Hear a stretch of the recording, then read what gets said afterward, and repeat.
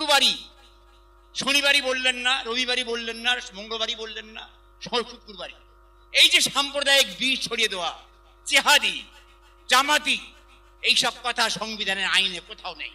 আমরা মনে করছি এই যে মুখ্যমন্ত্রী, তার বিরুদ্ধে যে হেট স্পিচ, সাম্প্রদায়িক স্পিচ, তার বিরুদ্ধে মামলা করা উচিত এবং তার পদত্যাগ করার জন্য আমরা দাবি তুলব। শুভেন্দু হটাও, মানে ওদিকে মোদি হটাও, স্লোগান উঠে গেছে। অমিত শাহ হটাও, শুভেন্দু হটাও, দিলীপ ঘোষ হটাও। এদের থাকার কোনো অধিকার নেই। এরা আমাদের বাংলার কলঙ্ক। আর মোদি, অমিত শাহ ওরা হচ্ছে জাতির কলঙ্ক, দেশের কলঙ্ক, সারা বিশ্বের সবচেয়ে বড় বড় কলঙ্ক হচ্ছে এরা। কেন সন্দেহ করলে মানুষকে ধরে জেলে পুরে দেওয়া হবে? আমরা দাবি করব এই গুন্ডা দমন আইন, গুন্ডা যারা তাদেরকে ধরবে না, যারা প্রতিবাদী হবে, যারা আন্দোলনকারী হবে, যারা বিপ্লবী হবে, যারা মহিলা, যারা দলিত, এসসি এসটি ওবিসি মাইনরিটিস, সেটা খাওয়া মানুষ, তাদের আজকে ওরা গুন্ডা বলে ধরবে। বিশেষ করে প্রতিবাদী মানুষকে ধরবে, যারা ওদের বিরুদ্ধে তাদেরকে ধরবে, জেলে পুরবে এবং হত্যা করবে। আমরা তার বিরুদ্ধে আমরা আন্দোলন করে কথা বলবো বারবার। আমাদের যে গুন্ডা দমন আইন, সেটা আইনটা আমরা করেছি, নিজেরাই করেছি, আমরাই দায়ী, সংবিধান দায়ী। কেন? 1818 সালে আইন ছিল। 1818 বুঝুন আপনি, 208 বছর আগে আইনটা তৈরি হয়। বেঙ্গল রেগুলেশন অ্যাক্ট 3, 1919 সালে এই আইন তৈরি হয়। বিনা বিচারে আটক আইন। সন্দেহ করবো ধরো, ঘাপ করে ধরো, ধর করে তুলে দাও, ধরো, মারো, জেলে পুরো, চুটিয়ে মারো, ঠিক আছে, সেটা করলো। তারপরে কি 1919 হয়ে গেল, 1935 সালে হলো একই আইন, প্রিভেন্টিভ ডিটেনশন, যা পৃথিবীর কোনো গণতান্ত্রিক দেশে নেই, কোথাও নেই, কোথাও নেই। সেটা হচ্ছে আমাদের সংবিধানের মধ্যে রয়েছে প্রিভেন্টিভ ডিটেনশন।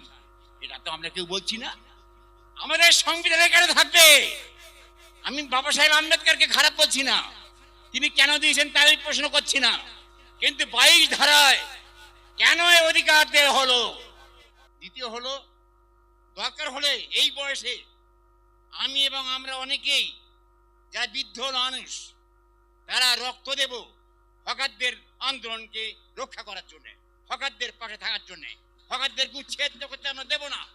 একটি হকার উচ্ছেদ হওয়া পর্যন্ত আমরা উচ্ছেদ করলে, একটি হকারকে উচ্ছেদ করলে আমরা জীবন দেবো। দরকার হলে আমরা পথে শুয়ে পড়বো, রাজপথে শুয়ে পড়বো। দেখি শুভেন্দুর কত গুলি আছে, কত লাঠি আছে। আজকে রেলপথে টিকিয়াপাড়ায় কান্নার রোল পড়েছে, যাদবপুরে কান্নার রোল, দমদমে কান্নার রোল, সারা স্টেশনে কান্নার রোল, ফুটপাতে কান্নার রোল। শুধু হাতিপা কান্না, শুধু গড়িয়াহাট না, মৌলালির অনেক মা বোনেরা এখানে এসছেন, তারা সবাই আতঙ্কে কাঁপছে হত্যার করে। তাদেরকে কোনো আইনের কোনো প্রোটেকশন নেই। এবং যেটা বলা হয় 14 সালে মনমোহন সিংয়ের আমলে বলা হয়েছিল যে ভেন্ডার টাউন কমিটি হবে, সব মিথ্যে কথা, মানে হয়নি, ওরাও করেনি, এরা তো সেটা পুরোপুরি ডাস্টবিনে ছুড়ে দিয়েছে। এবং আজকে পুনর্বাসন ছাড়া হকার। কেন? আমরা যারা পথ চলতি মানুষ, তারা কি কোনোদিন বলেছি হকাররা আমাদের ডিস্টার্ব করছে? আমরা বলছি হকাররা আছে এবং থাকবে, হকাররা থাকছে এবং থাকবে। হকারদের অধিকার রয়েছে, বাঁচার অধিকার। কোন আইন আমরা শুনতে চাই না। যতদিন পর্যন্ত ওদের পুনর্বাসন না হচ্ছে, যতদিন পর্যন্ত ওদেরকে নতুন করে বাঁচার অধিকার দেওয়া হচ্ছে, ততদিন হকার থাকছে এবং থাকবে। চায়ের দোকান হোক, রুটির দোকান হোক, যে কোনো খাবারের দোকান হোক, হকার থাকছে এবং থাকবে। সেকেন্ড হচ্ছে বারুইপুরের ঘটনার দু একটা কথা বলে ছেড়ে দেবো। হচ্ছে বারুইপুরে যে 4 জনকে বলা হয়েছিল, প্রভাস মণ্ডল, ওই যে বিপ্লবতে পড়ে গেল, উনি নিজে গিয়েছিলেন, আমাদের শরীর খারাপ অনেকের, যেতে পারেনি। তো 4 জন, কে? প্রভাস মণ্ডল, আনন্দ, দিবাকর, ইন্দ্রজিৎ রাজা।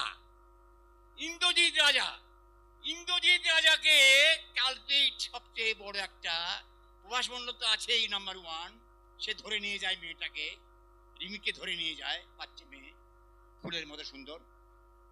তারপর তাকে তো মেরে ফেলা হয়, সেটা শুনলেন, এনকাউন্টার করে যেটা আমরা সমর্থন করি না। এনকাউন্টারকে আমরা লাথি মারি, এনকাউন্টারের হাজার হাজার মানুষকে ইউপিতে মেরেছে যোগীরা, এখানেও মারতে শুরু করেছে এনকাউন্টারে। ওরা এনকাউন্টার ওরা আরো করবে, আমরা এনকাউন্টার হচ্ছে দেবো না আগামী দিনে, এই প্রতিশ্রুতি দেওয়ার হচ্ছে এটা। সেটা তার চাইতে বড় কথা, এনকাউন্টারের চাইতে বড় ভয়ঙ্কর জিনিস কি বলুন তো? ভয়ঙ্কর হচ্ছে, আমি তো বলবো ভয়ঙ্কর হচ্ছে বারুইপুরের ওই যে মেয়েটির পরিবারকে লাথি মেরে ছড়িয়ে দিল, লাথি মেরে দিল সরকার। এই ডাবল ইঞ্জিন লাথি মারলো, তাদেরকে ধুলোয় মিশিয়ে দিল, তাদের কান্না এখনো থামেনি। কিন্তু উনি কান্না থামিয়েছে কাদের? যে ধর্ষক খুনি সেই রাজা, তাকে বললেন নির্দোষ, 7 দিন আগে বলে দিলেন। এত বড় বেঈমান হচ্ছে আমাদের মুখ্যমন্ত্রী।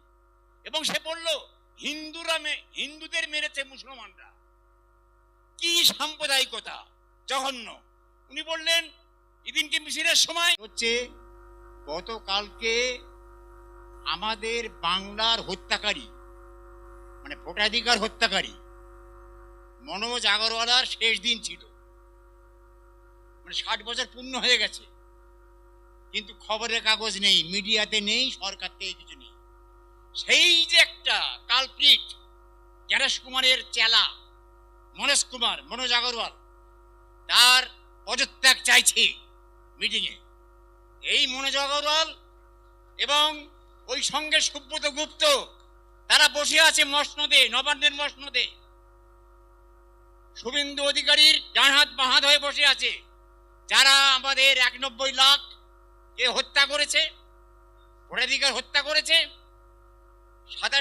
34 লাখকে বসিয়ে রেখেছে বিচারাধীন করে লজিক্যাল ডিসক্রিপেন্সি দিয়ে। তাদের যে ঘাতক সেই মনোজ কুমারের পদত্যাগ চাইছে। যেমন ধর্মেন্দ্র প্রধানের পদত্যাগ হয়েছে আন্দোলন করে, বিপ্লবের মাধ্যমে, কখনো জনতা মোর্চার সঙ্গে, জনতা পার্টির সঙ্গে লাখো লাখো ছেলে মেয়েরা, বিভিন্ন গণসংগঠন, ছাত্র সংগঠন, যুব সংগঠন, কৃষক সংগঠন সবাই মিলে যেমন তার পদত্যাগকে ছিনিয়ে আনতে পেরেছে, তেমনি আমরা মনোজ আগরওয়ালার পদত্যাগকে আগামী দিনে ছিনিয়ে আনবো। এটাই আমাদের আজকে প্রতিশ্রুতি। হোক নাম্বার 1 হচ্ছে এটা। নাম্বার 2 হলো যে আজকে যেটা সবচেয়ে এখানে আলোচিত বিষয়, সেটা হচ্ছে বারুইপুর এবং গুন্ডা দমন এবং ওই সঙ্গে হকার উচ্ছেদ। হকার সংগ্রাম কমিটি যারা নেতৃবৃন্দ রয়েছেন তাদেরকে আমি স্যালুট জানাই। তারা হকারদের পাশে থেকে লড়াই করছেন দীর্ঘদিন, আমরা তাদের পাশে থাকি সবসময়, আগামী দিনেও থাকবো, হকারদের পাশে থাকছি এবং থাকবো। সংবিধানের 22 ধারাকে বিলোপ করে দাও। সংবিধানের 22 ধারা বিলোপ না করলে এই আইন বারবার আসবে। এবং পার্লামেন্টে যারা বিরোধী দল, তাদেরকে বলবো তোমরা পার্লামেন্টে হইচই করো। এই আন্দোলনে আমরা বলবো কংগ্রেস জনতা পার্টিকে তোমরা 22 ধারাকে তুলে দেওয়ার জন্য বলো। নিঃশর্তে বন্দি মুক্তি কোনোদিন হবে না যদি 22 ধারা না ওঠে। সুতরাং সংবিধানের 22 ধারাকে আমরা ধিক্কার জানাচ্ছি, ধিক্কার জানাচ্ছি। 22 ধারা উঠে দাও, দেশকে বাঁচাও। নিবর্তনমূলক আটক আইন এবং সমস্ত বিনা বিচারে আটক আইন, সমস্ত কারাগারকে তুলে দাও, সারা মানে সংবিধান থেকে তুলে দাও। এই বলে সবাইকে অভিনন্দন জানিয়ে বক্তব্য শেষ করছি। ইনকিলাব জিন্দাবাদ। এখন বলবেন এই সময় মানব জমিন পত্রিকার পক্ষ থেকে উচ্ছেদের বিরুদ্ধে শক্তিমান ঘোষ, তারপরে বলবেন সুজাত ভদ্র। আমাদের মধ্যে উপস্থিত আছেন বিশিষ্ট সাহিত্যিক ও গণ আন্দোলনের কর্মী সুপ্রিয় চৌধুরী আমাদের মধ্যে আছেন। আমি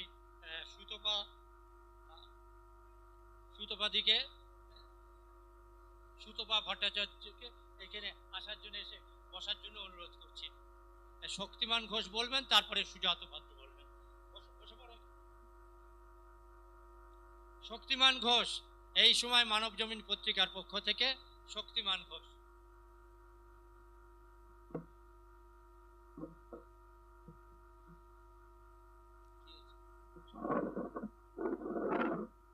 ধন্যবাদ প্রেসিডিয়ামকে। কিন্তু আমি